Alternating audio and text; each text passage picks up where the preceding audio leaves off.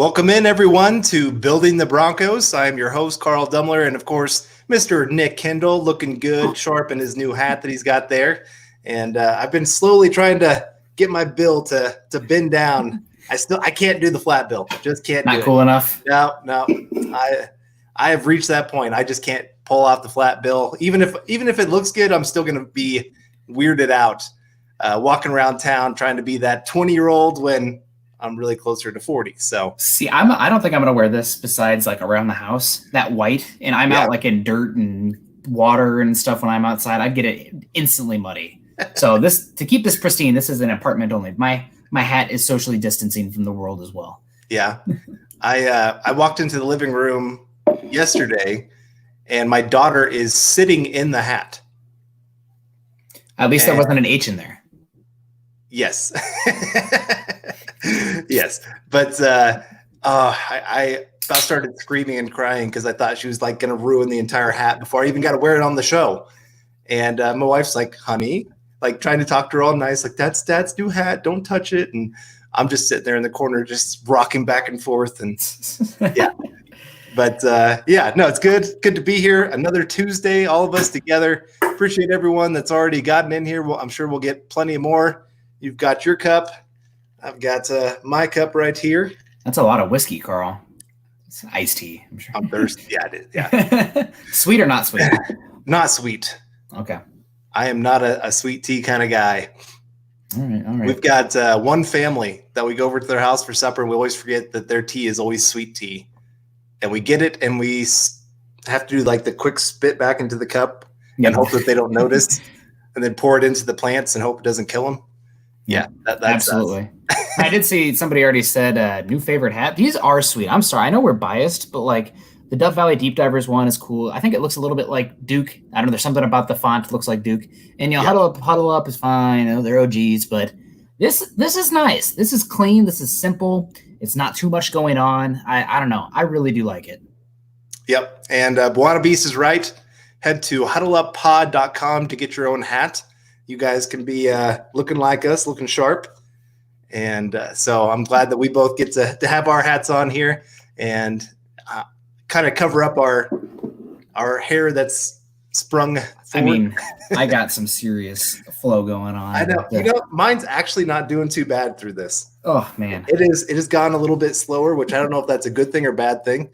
I'll find out in a little bit. And we do have already a hashtag Nick's Beer Fund from Nad Ludlow coming in. Appreciate that, Nad. And got to get him started early. I mean, it's 5:00 somewhere, right? But yeah, the topic at hand today. Or actually, do we have to go through pre-credit stuff? Gosh, it feels like I'm so out of the loop. Everything is totally back for me. We're in a hat, drinking adult beverage. Yeah. So make sure you guys are following us on Twitter. You can find me at Carl Dumler MHH and Nick at Nick Kendell MHH. And you can follow the podcast Twitter account at BTB Football Pod. Make sure you subscribe to our show wherever you listen to podcasts and leave us a rating. And also make sure you head over to milehighhuddle.com of the Maven Coalition and Sports Illustrated. We will keep you guys informed on everything Bronco related and really just NFL related over hopefully just the next few months of off season. We'll find out on some of that as we go through. But yeah, make sure you're heading over there. Also know that our podcast is powered by Overtime Media. So do you want to introduce our subject? Go ahead. It was your idea. Okay. So I was thinking about this today because I was listening to Mr. Melvin Gordon talk today. And he was on with, I think it was Ian Rappaport. And he was talking about how the Broncos are a better fit for him than what the Chargers were. And I wanted to talk about that a little bit of what's the difference in what the Broncos are doing compared to what the Chargers are doing.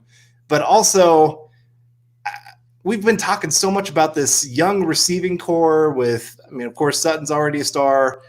You got the two rookie wide receivers that everybody's excited about. And, of course, we got the Iowa boy for tight end.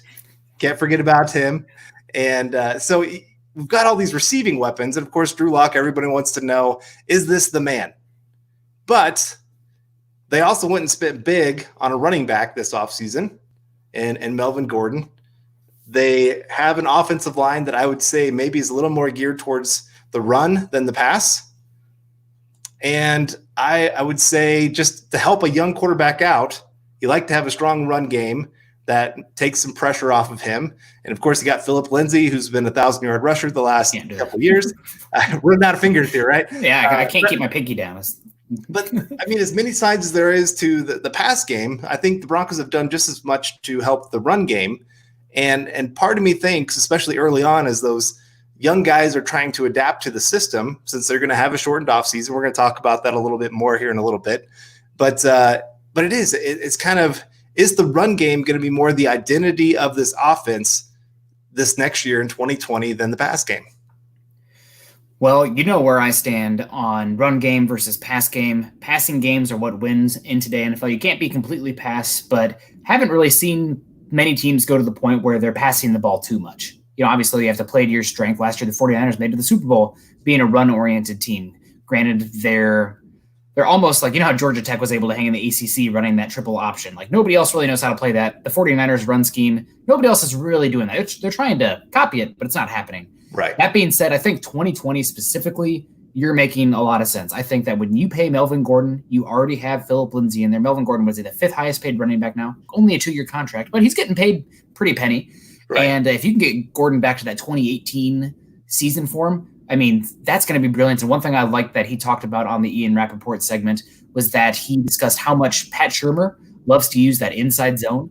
And at the Chargers, for whatever reason, he talked about it being personnel schematically, they prefer that outside zone, which, I mean, you know, both have good strengths, but Melvin Gordon in the inside zone, that's his bread and butter. That's what he likes to do. That's what they did a lot at Wisconsin with some power as well. I mean, obviously you have Reisner on the pulls and Glasgow now that can do the pulls. So I think that ideally in years from now, when you have these young weapons and Drew Lock, you become more of a passing-oriented attack, but with a good defense, a young quarterback that's still a relative unknown, and weapons that are young, going to take a little bit of time. I mean, we have another topic here from a listener that we'll get to.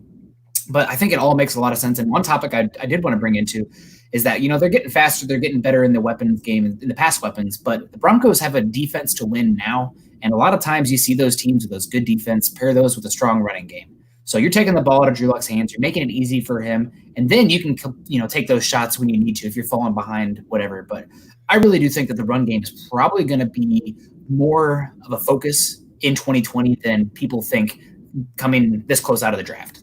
Right. Well, and you kind of answered our super chat from Ron W. there. The hats are dope and clean, fellas. Really appreciate that, Ron. Did you read Gordon's comments about it? This scheme versus the Charger scheme? Does the Denver scheme fit him better? And you just said it. The inside zone run is exactly what he loves to do. When he can, him pounding between the tackles. That's why he's so good on those 3rd and short plays, because he's not the hardest runner. But he's a pretty hard runner. He's a hard. Okay. I went back and watched some tape, and he is runs pissed off. I don't want to curse too much, but like he's mad. Sure. And I don't want to disagree, but the one thing that impressed me was he was very good at finding the little tiny holes. Yes, he has really good vision.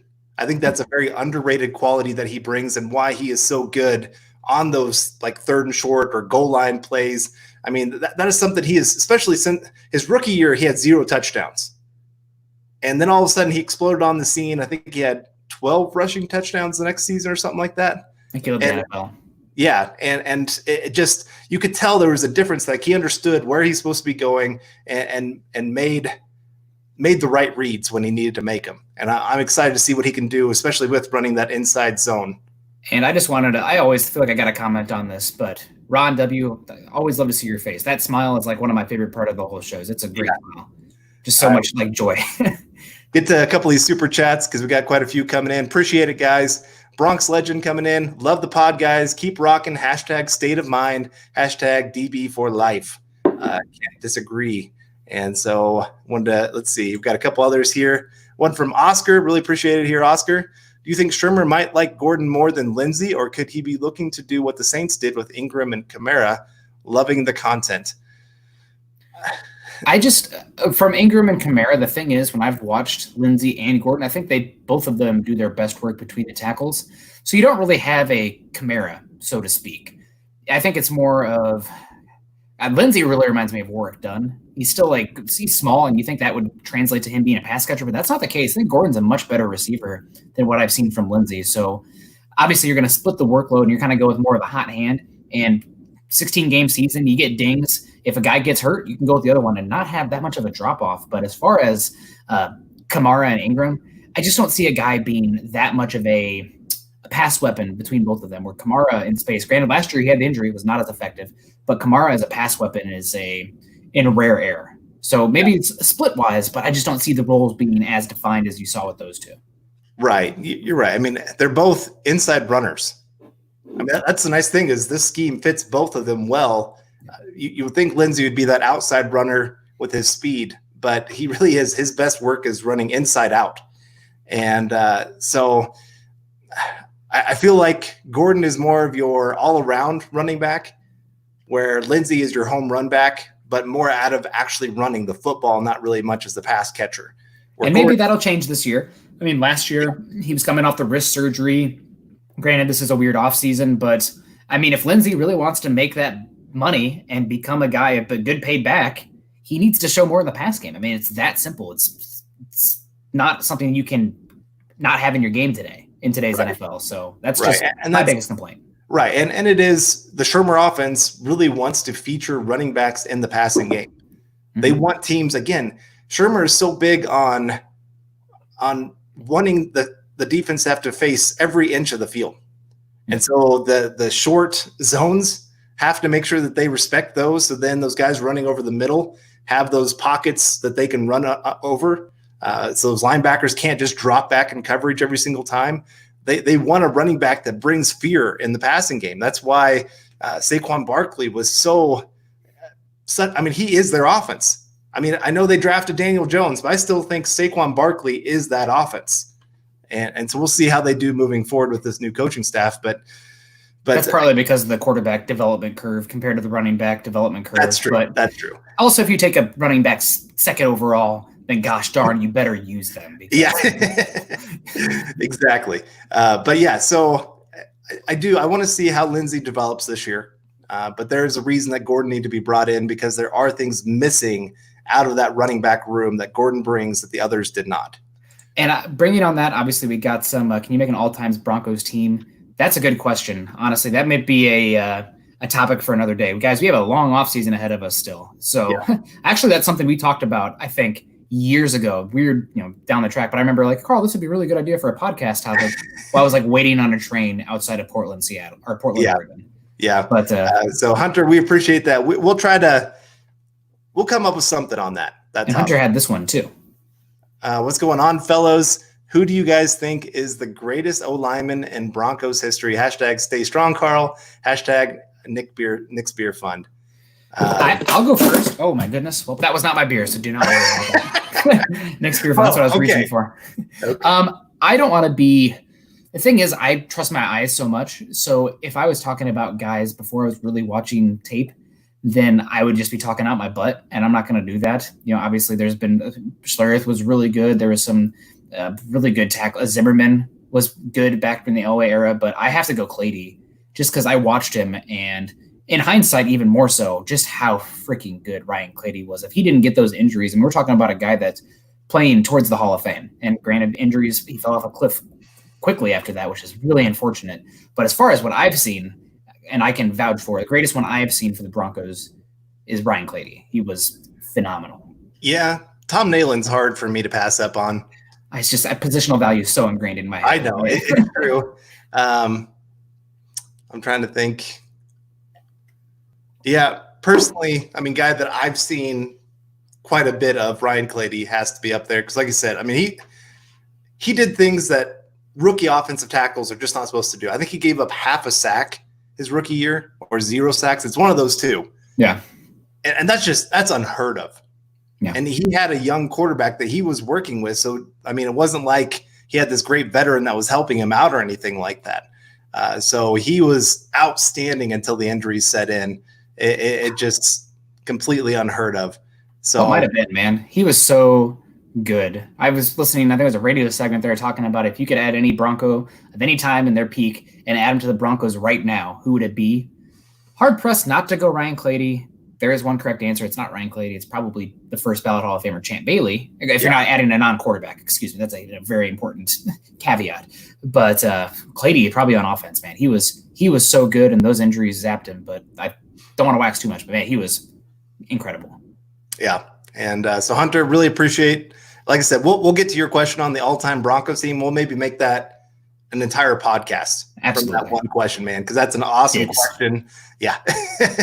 Eric, Lance, Chad, Zach, you guys all stay away. So, yeah, appreciate that there, Hunter. Probably coming in. Thank you guys for the great pod. What? Love from Iowa. Sorry, I got really excited. Appreciate all you do. Love from Iowa. Go Broncos. Love from Iowa, indeed. Yeah. I'm looking out on a gray, dreary day in Iowa, but next few days will be a little nicer. So really appreciate that. Thank you so much. Yeah, we really do. And we love that you're joining us here today, all of you guys. It's just been a lot of fun already, and we got plenty of time. So over under on Garrett Bowles holding penalties this season. Hashtag Broncos, hashtag Nick's Beer Fund from Terry Randall. I'm looking at penalties right now from 2019 just to get an idea of where we are at. So, that's a team one. Do you have any guesses, Carl? I'll go. I'm trying to remember. I think he had 10 last year. I don't know exactly. I know that he had like the same as David Bakhtiari, I believe, who was obviously one of the best offensive left tackles in football. But Laramie Tunsil was number one with 17. But a lot of those were false starts. Right. Those are weird. I'll go 7 since he's got an entire season block. That'll help.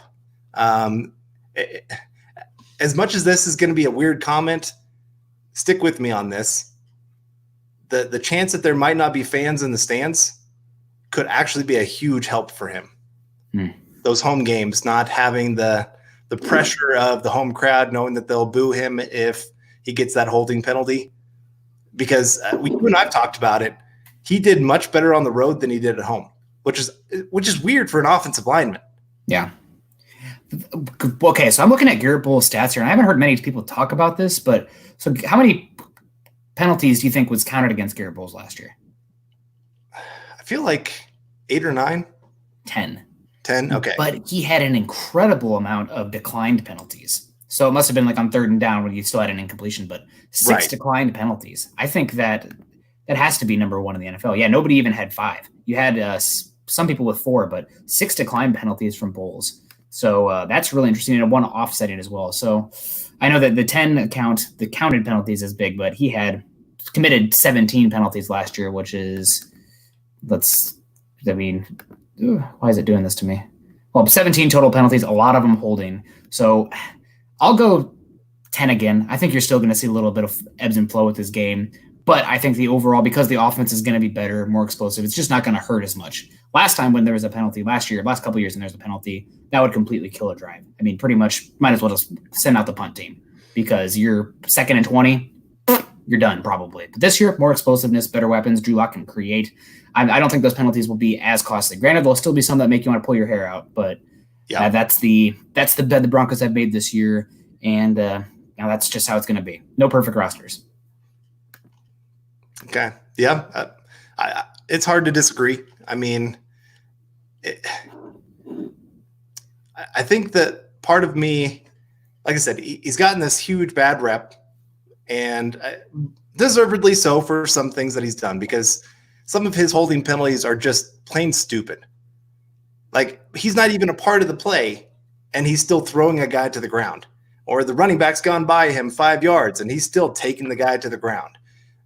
Those kind of things. Like, I appreciate aggressiveness, but there's also got to be some intelligence that goes into the game. And so I agree that there's going to still be some mistakes along the way. And that's why, what did I say? 7 or 8? I think you said 7. 7? Okay. I'll probably jump it up to 8 after all the stats that you gave. I appreciate the extra information. I was just kind of pulling something off the top of my head there. But he had 13 false starts called on the season. He had 1 illegal block above the waist. I do not remember what game that was in, but and the unnecessary roughness, I think, was in the Raiders game. That was a BS call. I recall that one. That was dumb. But 13 offensive holdings, and also way too many of them on run plays. Garrett, the play has passed you. Don't drag the guy to the ground. This isn't wrestling. Like, you did your job. You did a good job. Now stop. Yeah. So James Campbell, for what it's worth, our people always come through for us. Bulls had a 5-1 home away split and accepted holds. Doesn't surprise me. Yeah, a little bit of a getting in his own head. I don't know if you can say that.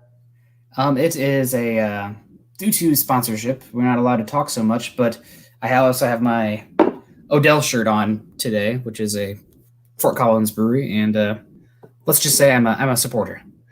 There you go. All right, got some of those questions. Appreciate all these guys coming in here. We got your Nick Kendall's #1 stand coming back.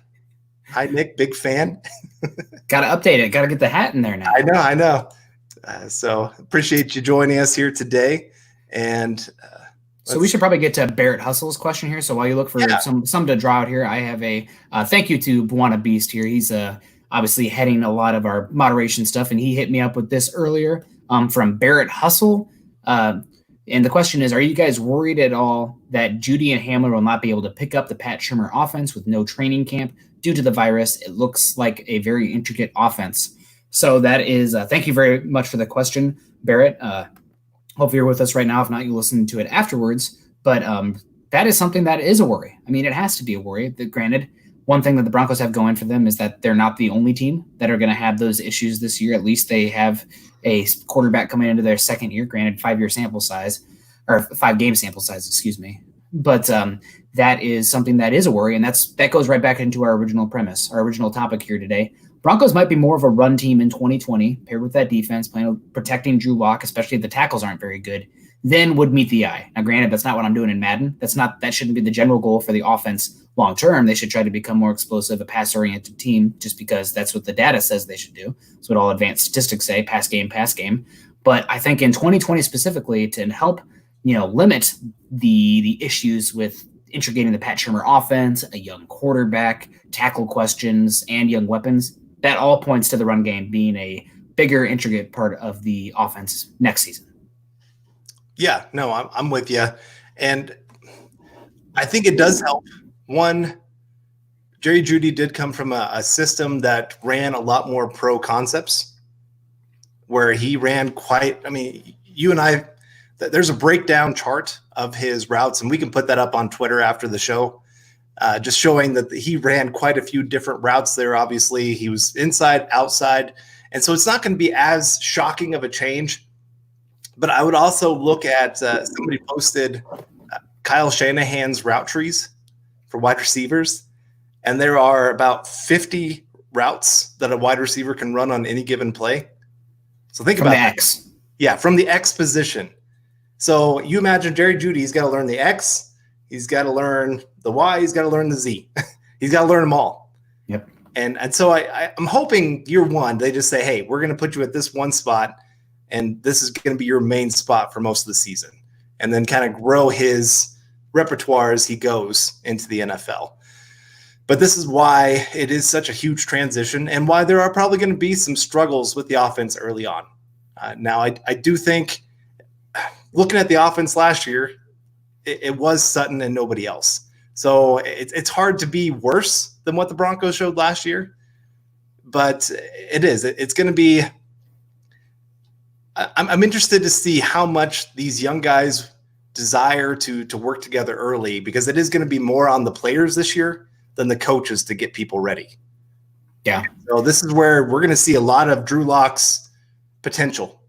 If he can get these guys rallied together and say, okay, guys, we're going to be working together. I mean, there's pictures of Tom Brady and his receivers working already together, that they've just organized practices. And it's not just his receivers. He has the offensive line there too. And they're working through the playbook.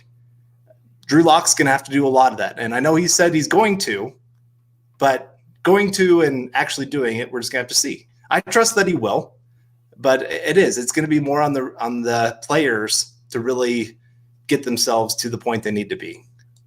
And agree with Terry Randall here. Make sure you guys are pushing that like button for us. If you guys can find that, appreciate that, Terry, with the super chat. And then, of course, we got the orange heart. Oh, Christy, Pros to Thank that you one. so much, Christy. Yep. Really appreciate that a lot. That means the world to us. We love you guys too, and it's just been an honor to be a part of this off season. And let's see, making sure I'm not missing anybody here with the super chats or anything, and trying to look for any great questions. But you're right. It is for rookies. It's going to be a transition no matter what, whether it's a regular season or not. And so it is added pressure into that kind of situation. And there's added pressure. And the Broncos have a 3-year window. I mean, let's just be honest. We're going to have to go in 3-year increments of windows. And with Drew Lock being on his rookie deal, all these other guys being on their rookie deals, they have to get up to speed quickly. There's a lot of pressure on these guys to succeed. The team hasn't made the playoffs since 2015. Drew Lock has all this hype coming into the season from a lot of different people. Some of them really down on him, some of them really high on him. It's just kind of all over the place. And so for these guys, unfortunately, they just don't have the time to wait to develop. I was talking to somebody earlier today about this. Paxton Lynch walked into the best situation ever. In some ways. I mean, he walked into a team that's coming off a Super Bowl, so that there's not like this huge hey, we have to go win a Super Bowl right now kind of thing. It just happened. Yeah. I mean, we're kind of coming off the high of that. And so he was given truly 3 seasons to prove that he could have been the guy. Drew Lock has 1 season to prove he is the guy, unfortunately. I mean, I think he just has to not suck. Okay, well, and what I mean by that can mean a very wide range of things. It doesn't mean he has to go out there and be MVP. But you're right. He has to at least prove that he's competent on the field.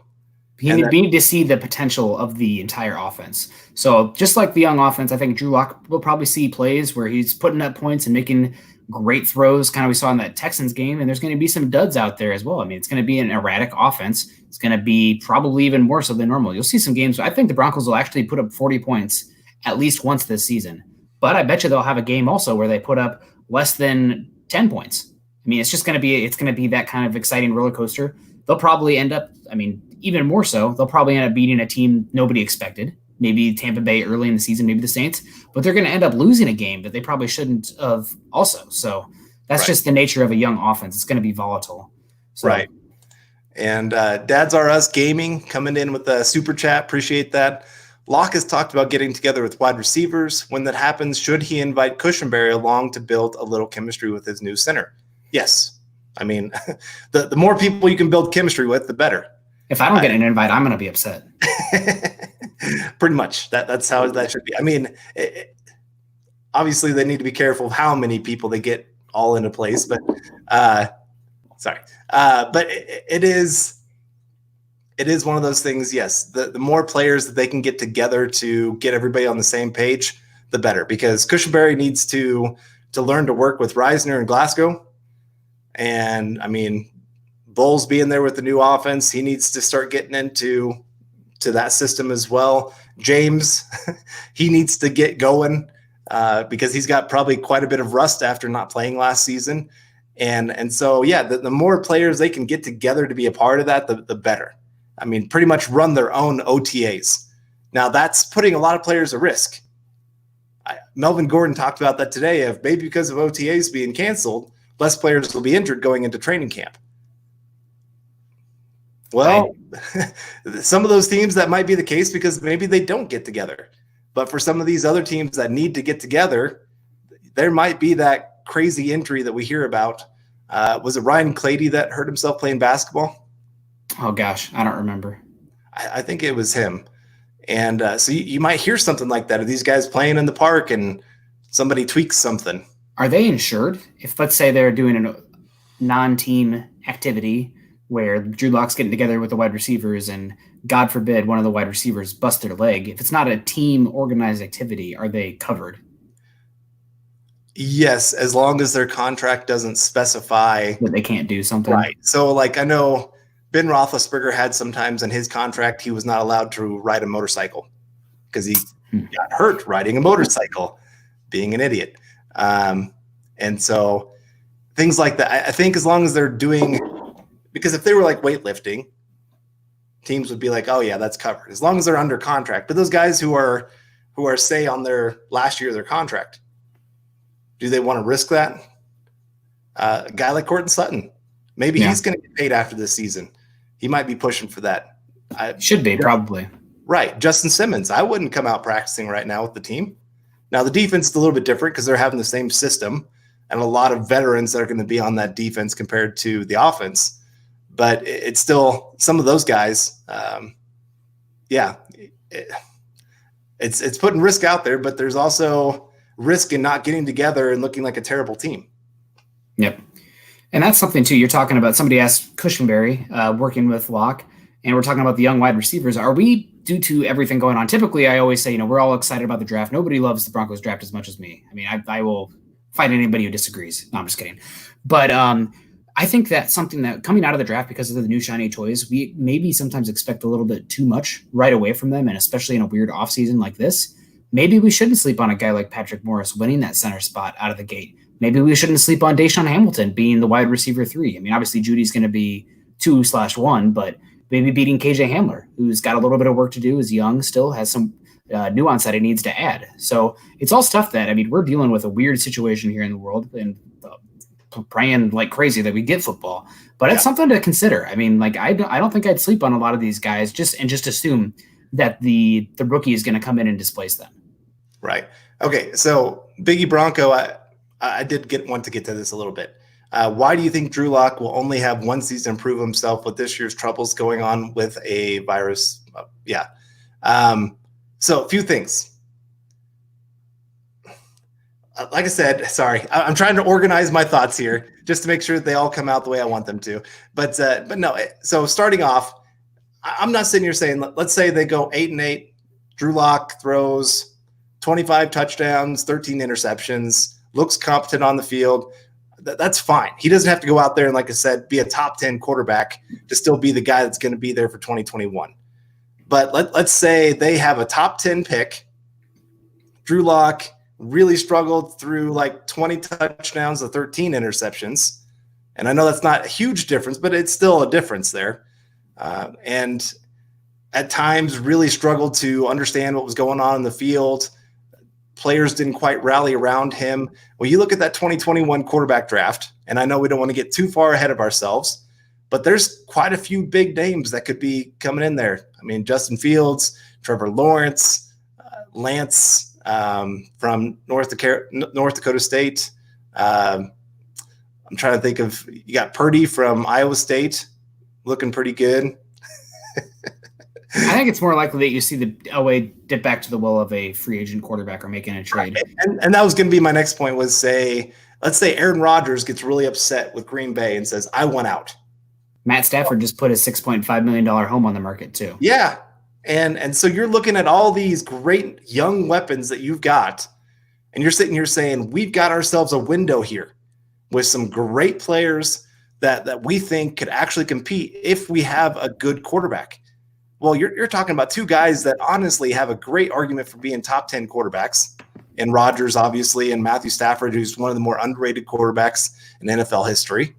And so, yeah, Trey Lance is the guy I was thinking. But yeah, so you've got all these things there that if Drew Lock doesn't really go out there and take this position, it would not surprise me if we're having a conversation about what the Broncos are going to do at quarterback next year. Yeah, as far as Drew Lock, obviously, you're throwing out some stats about how he needs to look. But for me, again, it comes back to the tape. Obviously, if he looks good on tape, the stats will be good. But I think of it was just Supreme Court Justice Potter Stewart in the 1964 case of Jacobus versus Ohio when discussing pornography, trying to define pornography and the phrase, I know it when I see it, in regards to what is porn and what is not porn. And I think the same holds true for good quarterback play. I know real stretch there. We're being total law nerds, whatever you want to call it. But I think that is something that when it comes to Drew Lock next year, there's a reality where it's possible that he looks really bad and the Broncos offense and the defense around him looks like a team that could challenge the Chiefs next year.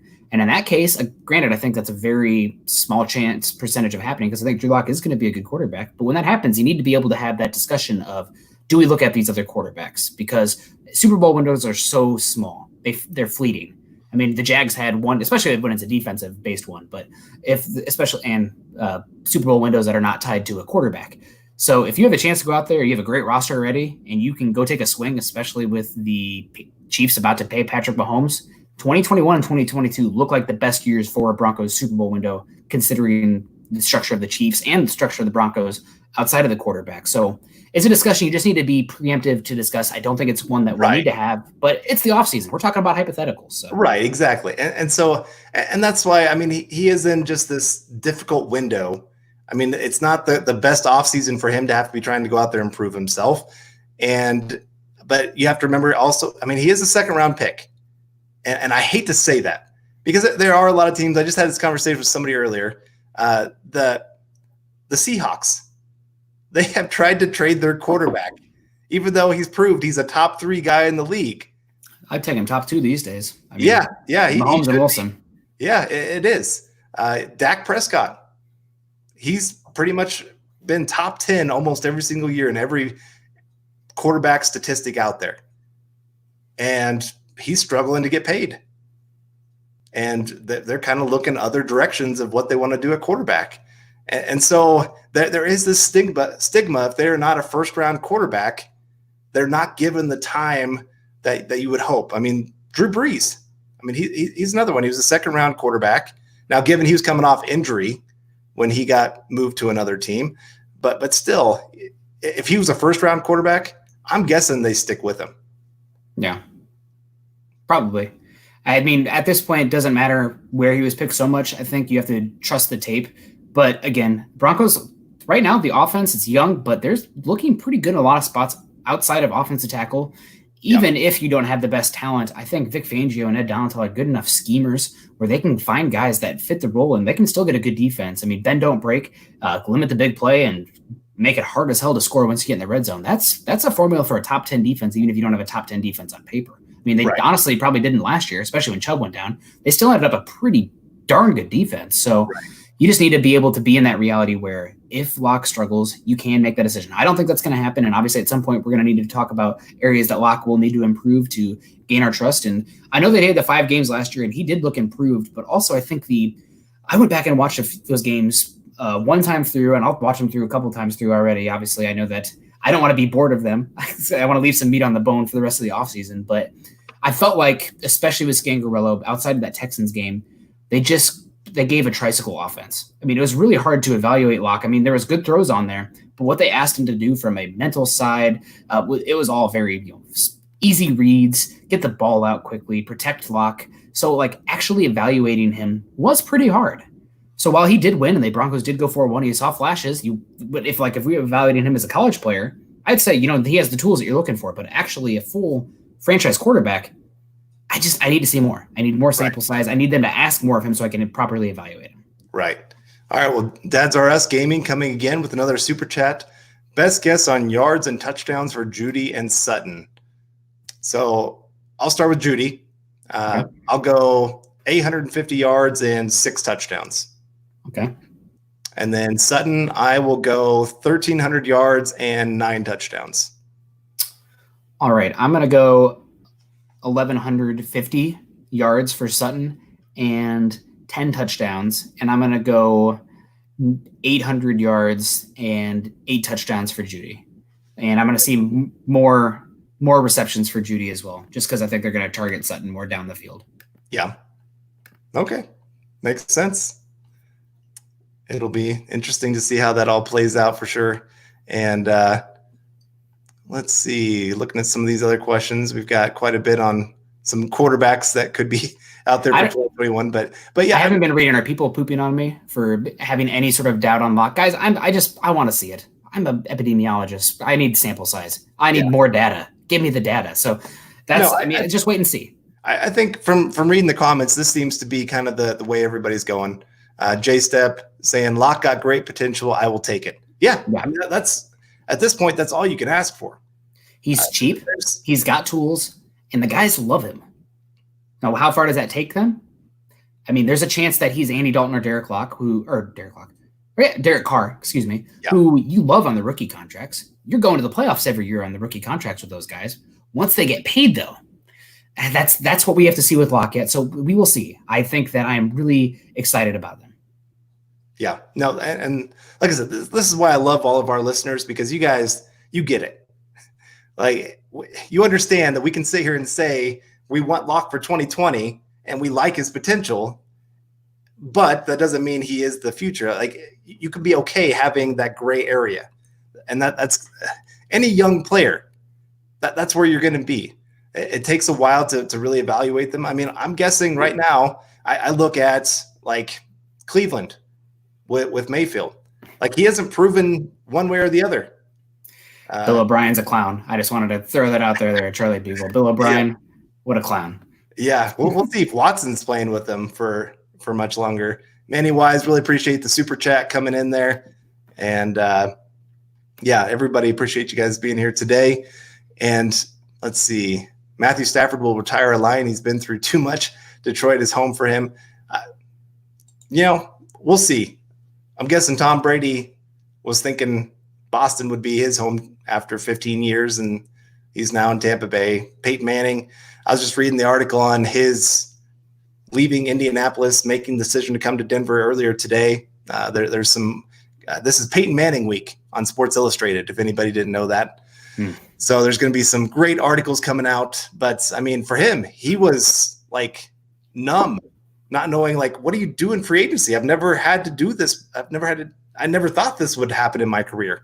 And here he is going into free agency. So you just never know. I really love Matthew Stafford. We were talking about him, I think, a couple years ago on the podcast of if this guy ever like hits the trade market, the Broncos should be after this guy.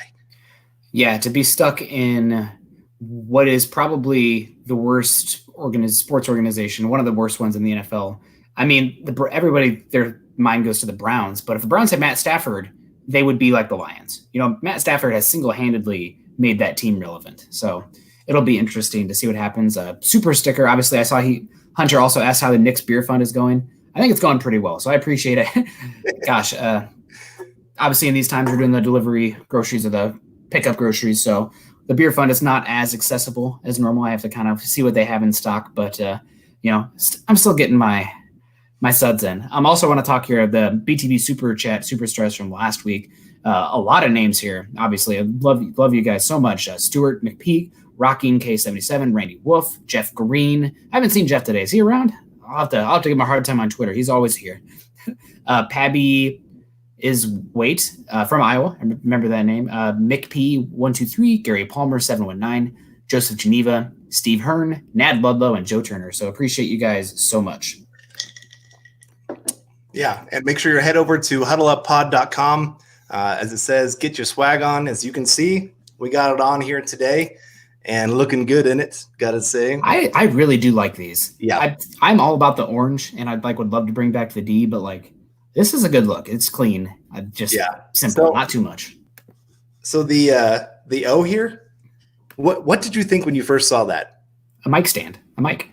Did you? Okay, see, I thought because hashtag Nick's Beer Fund, that was your goblet for your drink. And my wife comes home and she goes, "Oh, that's a nice microphone." I'm like, "Oh, okay." I didn't even know what it was. I really was like, man, they really fit this hat for us. Learn how to podcast. I know. And I thought this was maybe like an instrument, since we both love to play instruments. I thought maybe that was what was I'm still going to view it that way. All right. Yeah.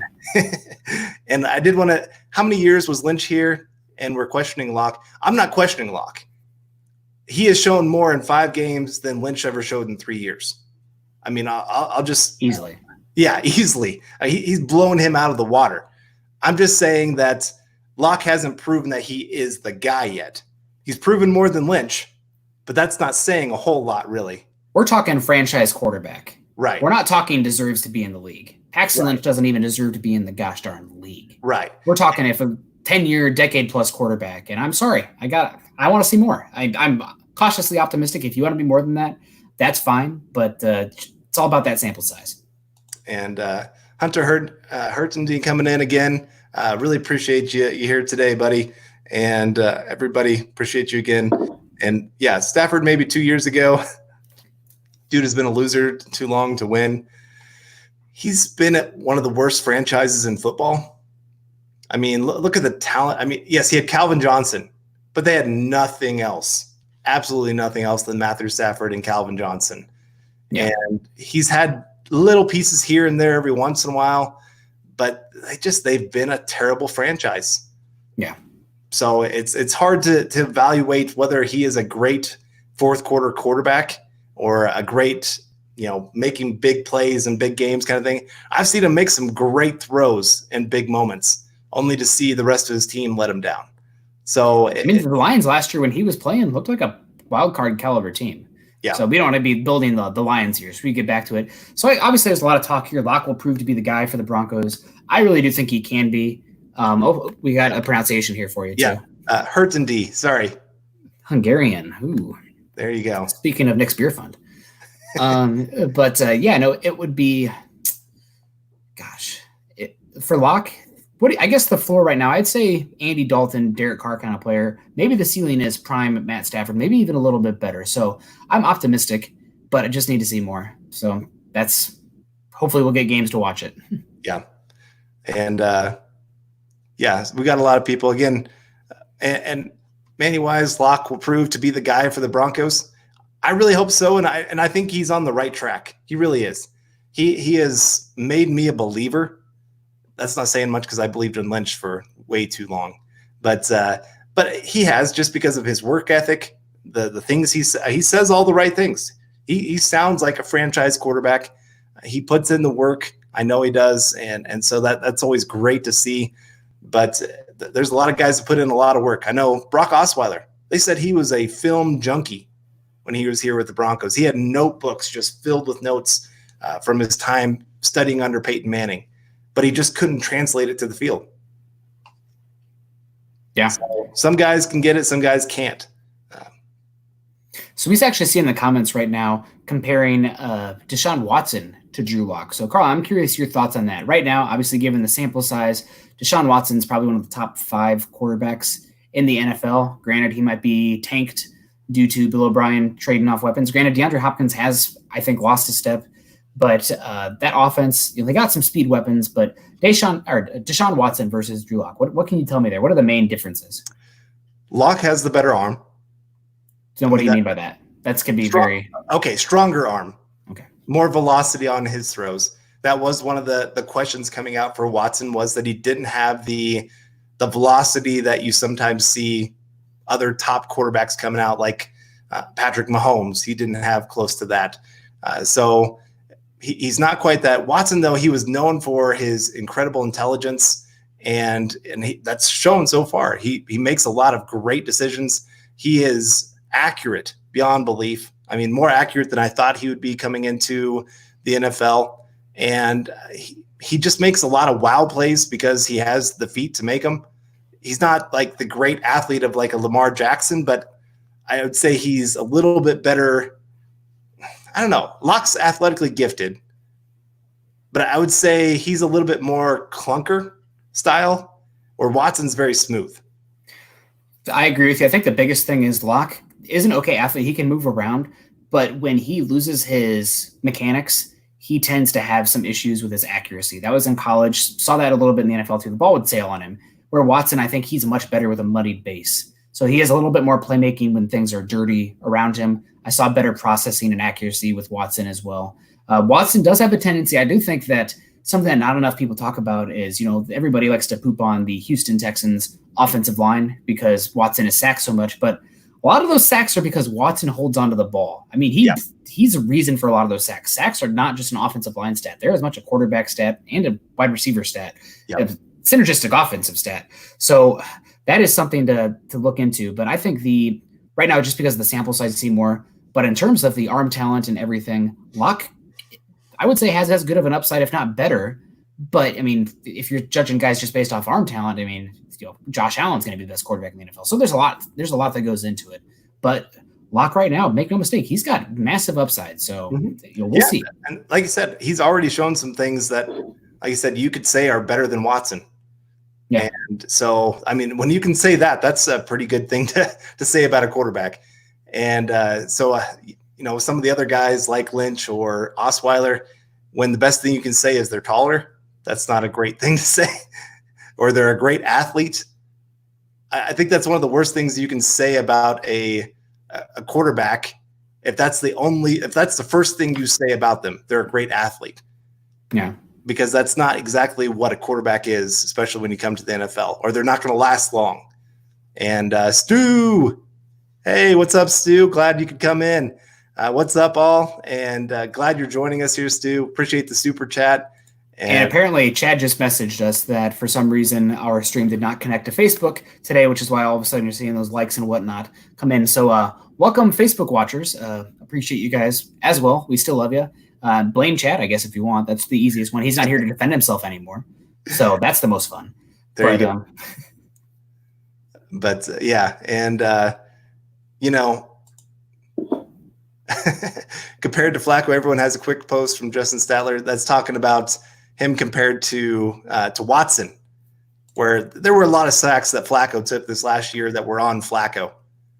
Yeah. And Flacco, the master of the third down sack. There were a lot. I mean, it was. You send a blitz up the A gap, Flacco was just going to fold. That was his thing this last year. There were so many plays where sacks are a quarterback stat. Right. So everybody blaming the offensive line. Sacks are as much about the quarterback as anything.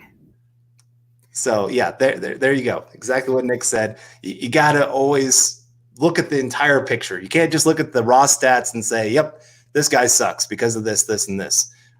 There's a story behind the stats. And I agree with you. Ronan McConnon coming in. When Miller had to take on the full leadership of the team, his performance suffered. With Locke taking the pressure off, do you think we see a resurgence of Miller, especially because he is on contract? There's something actually, and also, Ronan, get to us. What is that emblem in your picture there? It looks maybe like a soccer emblem. That's pretty sweet. So let us know in the comments. So for Von Miller's leadership style, the thing is with Von Miller, you love to have him. I'm biggest Von Miller fan as anyone. Von's never been really the, bring the lunch pail to work, hardcore leadership, military style guy. He wants to be everybody's friend. That's the impression that I get from him. He's fun, easygoing, wants to be everybody's friend. And that, that's good if you have other strong, crackdown guys that you can point to. I mean, obviously when you had Peyton Manning there, you had DeMarcus Ware, TJ Ward, Aqib Talib. You can point to those guys, but Von Miller being that alpha kind of leader just doesn't really suit his personality the way I see it. So now you have Drew Lock, Cortland Sutton's interview the other day, my gosh, what a mature, just well-spoken person. I'm really impressed with him. So I do agree with you, Von Miller. I mean, he can still be a leader. There's different types of leadership, but I just never really saw that guy that was a, come with me if you want to live kind of guy busted in there. So that's a good point there by Ronan.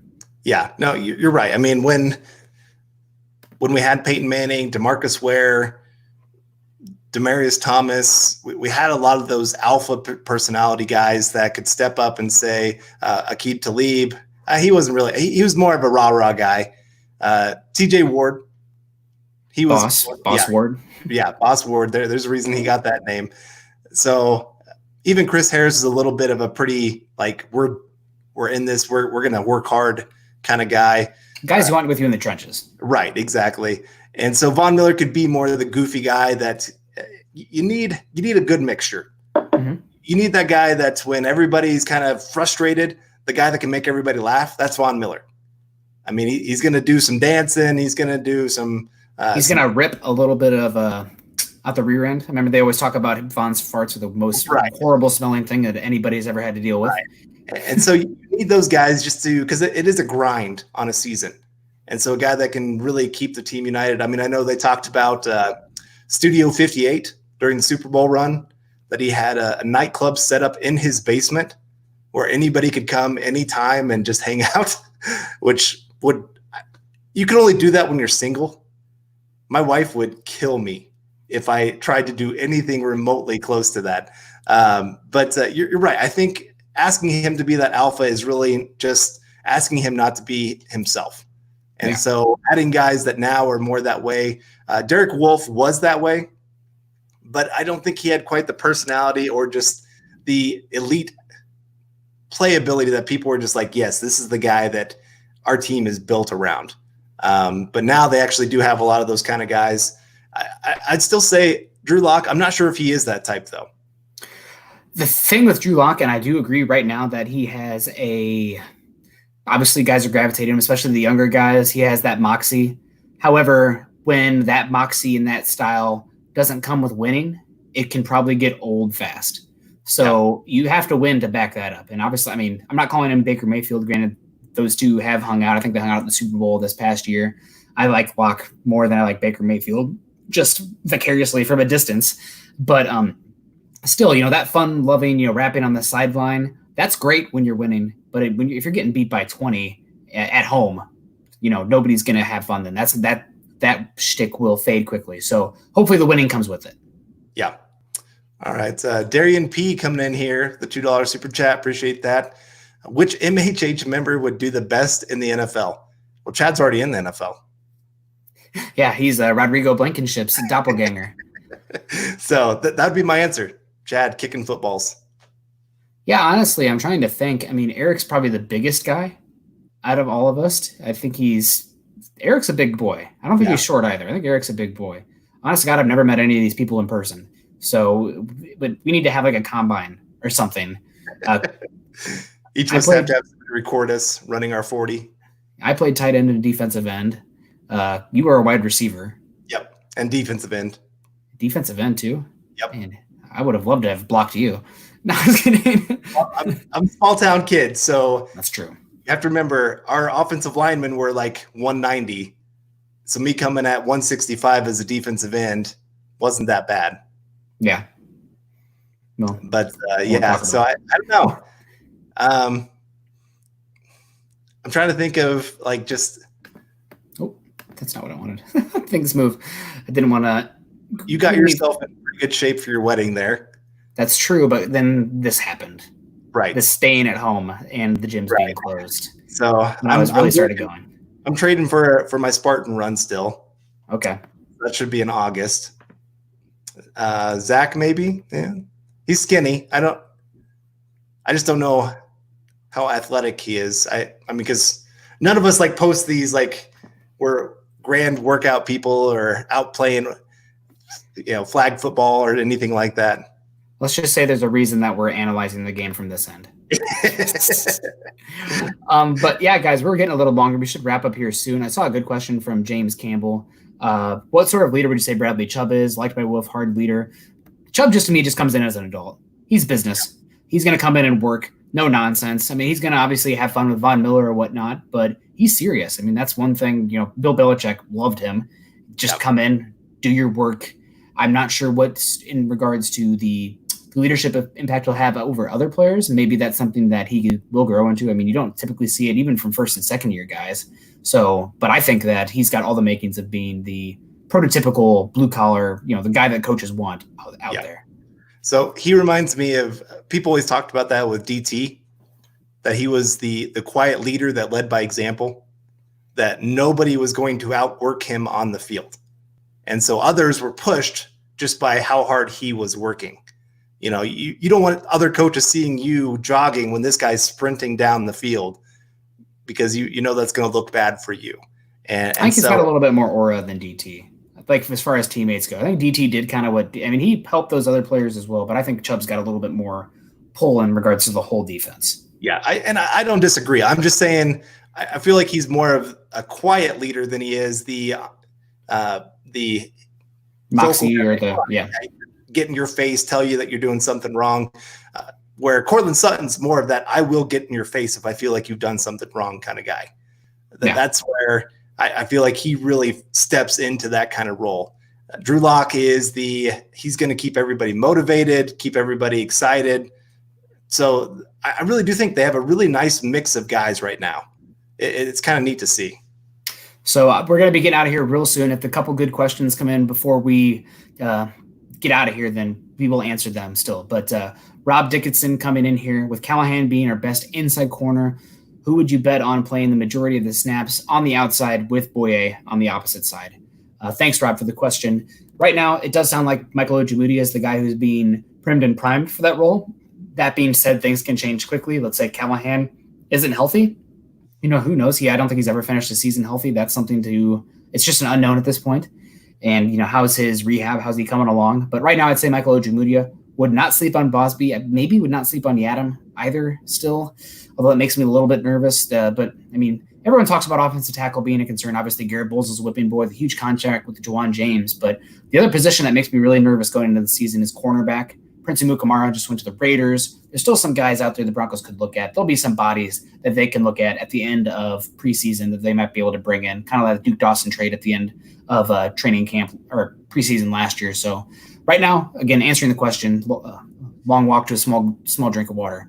But I think Ojemudia is probably the guy, maybe Bosby, maybe Adam, but Ojemudia is the odds-on favorite in my opinion. We definitely have a lot of people who want us to stream a MHH combine. Give us like 6 months so I can actually work at it and I don't completely embarrass myself. And Glenn Hauser, there could be an MHH reunion where no one has ever met. Stream it. Well, yeah, we definitely have to stream that. That might be the beer talking. If you can see, I'm starting to get a little red in the face, and that's not the poison ivy. We should. Does the Wilkinson injury worry you guys? He's coming off the surgery. Obviously, that is a concern, but it's still far enough off where I don't know. I don't say it's medical records. I couldn't tell you exactly. It's something that we didn't know about before that's there, so I'm worried in that regard, but not enough to have a real educated opinion on it. So wait and see. Can be a little bit nervous about it though, because that's where I'm at. Right. You hate that they wait till this point to have surgery on something. You know, it's if they're having surgery in January, February kind of thing, you're kind of going, okay, that makes sense. If this was, hey, I'm going to try to play through this and see how it goes, and then all of a sudden they still have to go have surgery, like Callahan, he had that a couple times where he tried to play through injury and they kept getting worse, and then they'd have to have another surgery. And then he'd still have some pain and try to play through it. And then it just like the delay in surgery obviously makes things a little bit more complicated. So it does have me a little worried. I didn't view him as a starter right off the bat, but obviously he was going to be a key backup for the team. So it does, we'll see if he starts missing practices, if he's the guy that they're only allowing 50% participation or anything like that. I'm going to be pretty nervous when that starts happening. Yeah. Nope, absolutely. So, guys, probably time to get on out of here. You can find Carl on Twitter at Carl Dumler MHH and myself at Kendell MHH. Make sure you guys head over to milehighhuddle.com, an affiliate of the Maven Coalition and Sports Illustrated. Go on over to iTunes, leave us a 5-star rating and a comment. We read those. We do take those to heart. So if you guys can do that, that support can help us continue to bring you these Denver Bronco deep dives weekly, obviously. Building the Broncos number one in your hearts and minds, but the other ones as well. You can follow the Building the Broncos podcast and all our other great audio content by subscribing to the Huddle Up podcast, wherever you listen to these shows. You can follow us on Twitter at Mile High Huddle and at BTD Football Pod. Carl, anything else come down the tracks here that you want to touch on real quick, or anything you want to talk about before you get on out of here? No, just everybody stay safe out there. And just appreciate you joining us once again for another fun evening of answering questions. It's been fun. Glad you got your hat, man. I was worried it wouldn't make it before the show. And so now we can be twins. I can show off my beautiful hair now. This is pristine. This is really clean, though. I mean, what do you want to go light here? Last one. What was it? Here we huddleuppod.com. Get this one. Let's see it in the pictures. We need to beat the Huddle Up Pod. We need to beat Dove Valley Deep Divers. This is the cleanest one. Let's be completely honest. Best hat for the best show. So I don't want to boast too much, but there's a little bit of boasting we can do. So yeah, appreciate you guys so much. Carl, anything before we get out of here? Yep. Make sure you head on over, leave us a review. We really appreciate it, especially this time of year. Helps get us out there more to a lot more people. And again, we just appreciate every one of you being a part of this. And leave a 5-star review for your chance at MHH gear. So I'm guessing Chad and Zach have something going on, a little swag giveaway. So make sure you head on over and do that. And we got Jeff Green joining us. Jeff, we were talking about you. I know, man. This is what happens when you're not here. We get to talk about you. So, all right, guys, we're going to get out of here. We're already at over an hour. So we'll see you same time, same place next week. Stay safe. And as always, go Broncos.